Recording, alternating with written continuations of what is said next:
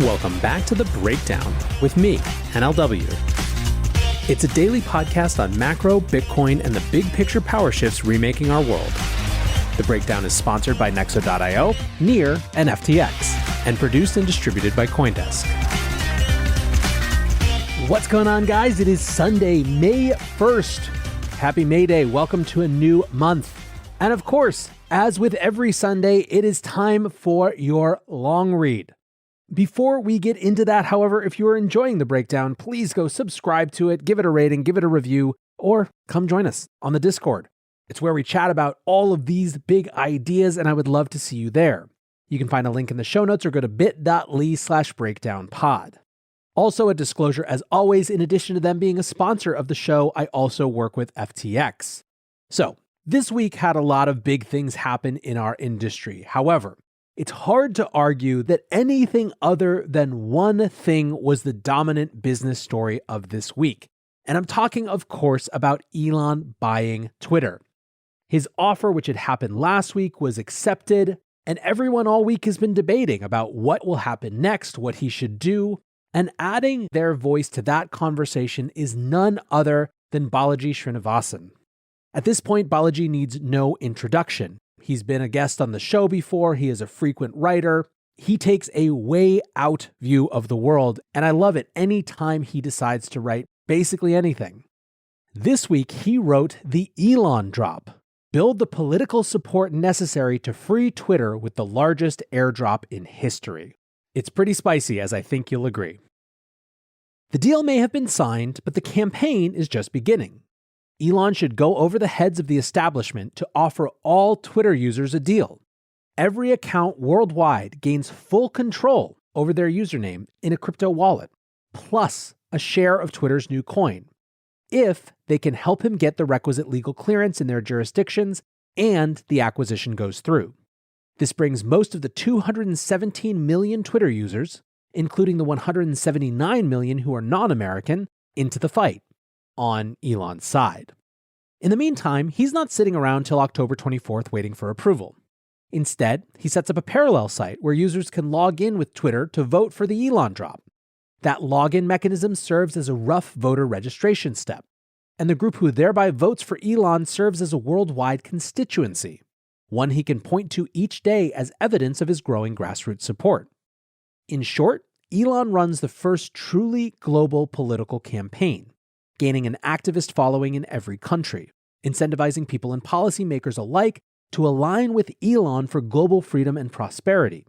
Any establishment attempt to oppose this will be seen for what it is: a ploy to digitally disenfranchise the users of Twitter, to stop them from gaining a share of the wealth they've created, to take away the following they've built, to buttress an illegitimate regime that survives only by silencing its subjects. Elon thus takes a position of total moral authority. He proposes to give billions to millions, to give voices to the masses, to decentralize Twitter to its users, to turn it into the protocol it was always meant to be. And if he doesn't do this, the American authorities may just take it all away. Problem: Elon can't win a game of intra-American politics. The greatest strength is to know one's own weakness. And Elon, despite being the richest man in the world, despite having millions of Americans on his side, despite having gotten Twitter to sign on the line which is dotted, Elon still doesn't quite have the coalition he needs to win if he fights this in an intra-American political battle. Because we already see a swarming, gathering horde that's going to spend every minute of the next few months trying to torpedo the deal. By dint of what he is and who he is, Twitter and Elon have become the current thing, that which the establishment's malign attention is focused on. Could they cut off Twitter from the internet? Ask the FCC to intervene? Get Twitter employees to leak? Accuse him of bad behavior? Claim he's violating a non-disparagement clause? Recall that all the stocks Elon possesses are held in US databases. All his companies are subject to US law, and most of his employees are based in the US. Anything and everything will be tried because the American establishment rightly senses they won't win a game of free speech and free markets anymore. After all, until social media, most people did not have practical freedom of speech. Only the owners of media corporations and their employees did. Giving anyone the ability to be a publisher or writer has undermined their cartel. Technology checks their privilege, and so the empire has struck back.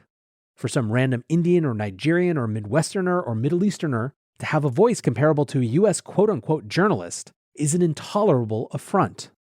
And it is those users to whom Elon should appeal, these new voices. Not just the silenced Americans who can't topple this tyranny on their own, but the silent supermajority, the 179 million monetizable daily active users of Twitter who are not American, who have no vote in US elections, yet whose speech is nevertheless subject to the dictate of a US corporation. In other words, Elon can't win if this is a US-only fight. He needs to go global. Looking for ways to step up your crypto game? Then go with Nexo. For starters, you get free crypto for each purchase or swap. How about earning guaranteed yields? Up to 17% paid out daily. Ideal for you hardcore hodlers. You don't even need to sell. Instead, borrow instant cash against your assets. Get the most out of your crypto with Nexo at nexo.io. That's nexo.io. This episode is brought to you by Near, a climate-neutral, high-speed, and low transaction fee Layer 1 blockchain platform. Near is a blockchain for a world reimagined. Through simple, secure, and scalable technology, Near empowers millions to invent and explore new experiences. Business creativity and community are being reimagined for a more sustainable and inclusive future. Reimagine your world today at near.org. The breakdown is sponsored by FTX US.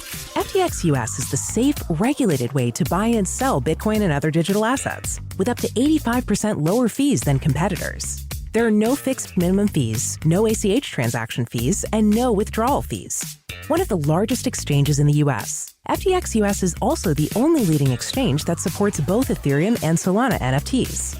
When you trade NFTs on FTX, you pay no gas fees. Download the FTX app today and use referral code BREAKDOWN to support the show. Solution: Elon can win a game of global technology. It took $44 billion to acquire Twitter, the company, but that was only step one. Elon now needs to acquire Twitter's users. And that's going to require massive amounts of political capital, not just financial capital. Where is he going to get it? Twitter today is just a collection of quarreling accounts.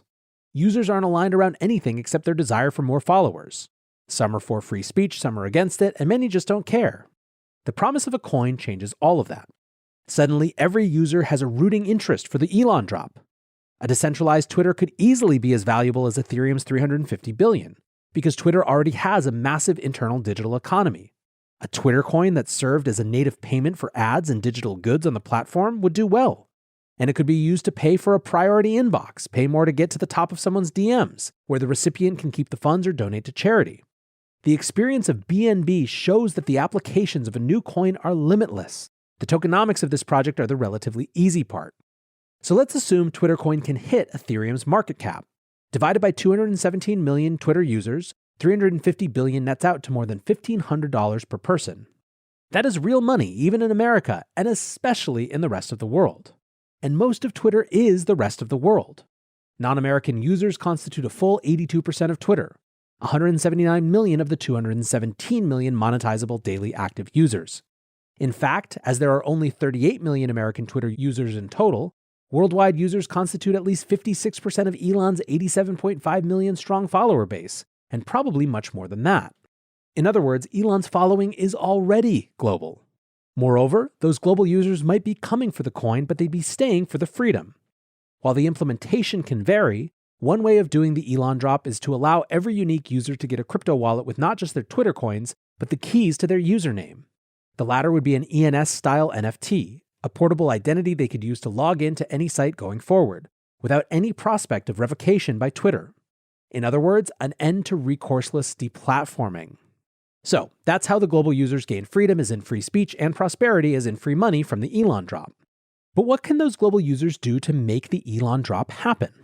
Well, they can log in with Twitter at his parallel site and vote for the airdrop. They can increment a provable counter, every single day another million people verifiably voting in favor of freedom and prosperity. They can use their voices to argue against any attempt to quash the deal or silence them. Voices that have never been heard in unison before. Voices that will shake the walls of the establishment. They can sign up millions of new Twitter users who also come for the coin and stay for the freedom.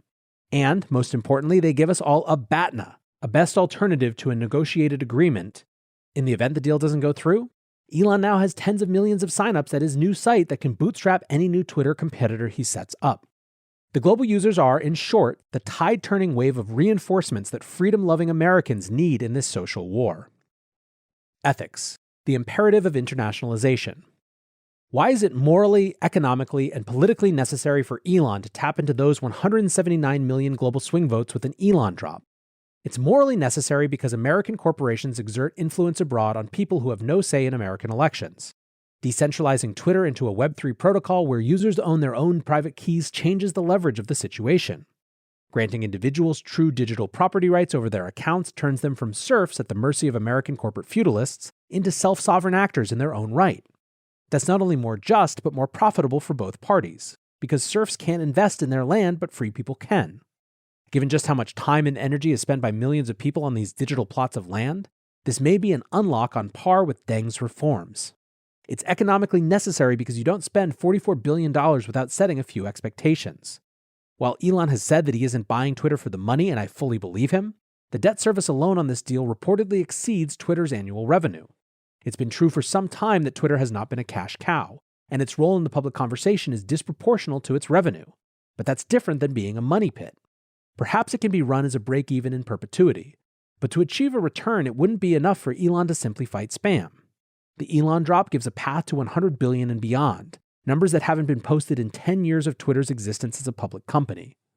Finally, it's politically necessary because in 2022, any centralized control over speech will eventually buckle to the wokes in the West or the nationalists in China, simply because these are the strongest factions in their respective jurisdictions. That's why two of the greatest founders of all time, Jack Dorsey and Jack Ma, had to yield against their will. But going global and decentralized changes this. Elon has tens of millions of swing votes just over the rainbow, people who don't want to be dominated by either the Americans or the Chinese, netizens who genuinely want neutral global rule of law, Twitter users who'd love to get an Elondrop for their efforts and true control over their accounts. Recall that Ben Franklin allied with the French to defeat the British because he recognized how weak the fledgling American Revolution was. Elon should likewise recognize that silenced Americans were defeated for a reason. They are poorer and weaker than the regime. The new money of tech, on its own, similarly doesn't have any roots in the country to beat the US establishment, as the city of San Francisco demonstrates. But if Elon combines new money with silenced Americans and the global silent majority of Twitter users, if he decentralizes Twitter back to the people and gives them a fair share of the value they created, then he has a coalition that can win. All right, back to NLW now.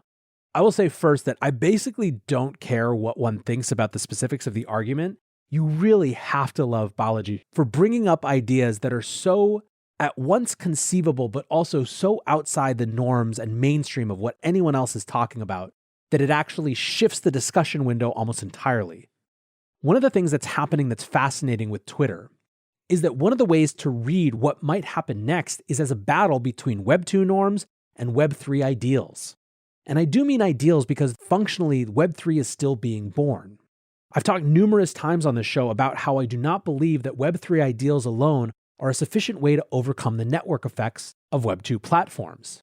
The model that Balaji is describing doesn't need Web 3 to overcome the network effects of Web 2, it just transforms Web 2 into Web 3. The global dimension of this is fascinating. So much of the conversation around free speech and deplatforming and all of these sort of things is so inherently America-centric that creating a mechanism to give voice to folks could be pretty powerful indeed. Anyway, I'm going to stop here, but I want to see what you guys think about this. Come join the Breakers Discord. This is your sign from the universe. This is the time. This is the type of stuff to discuss there. Maybe we can figure out how we go support this Elondrop idea, huh? For now, I just want to say thanks again to my sponsors, Nexo.io, a big welcome to Near as a new sponsor, and FTX. And of course, a big thanks to you guys for listening. Until tomorrow, be safe and take care of each other. Peace. Hey, Breakdown listeners, come join CoinDesk's Consensus 2022, the festival for the decentralized world, this June 9th through the 12th in Austin, Texas. This is the only festival showcasing and celebrating all sides of blockchain, crypto ecosystems, Web3, and the metaverse, and is designed for crypto newbies, investors, entrepreneurs, developers, and creators. Don't miss speakers like Kathy Wood, SBF, CZ, Punk6529, and Joe Lubin, to name just a few.